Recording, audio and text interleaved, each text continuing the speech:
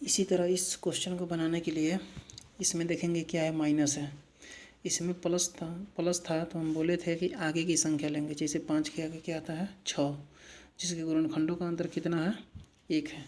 उसी तरह यहाँ माइनस है तो इसमें पीछे की संख्या कोई लेंगे जिसके गुणनखंडों का अंतर 1 हो, तो उस तरह लेंगे तो इसमें निकल कर आ रहा है 2, जिसमें गुणनखंडों का अंतर 1 हो सकता है।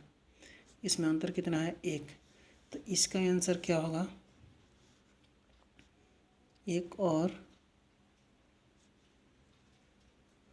2 के बीच। ये बनाने का सबसे आसान और सुपर तरीका है।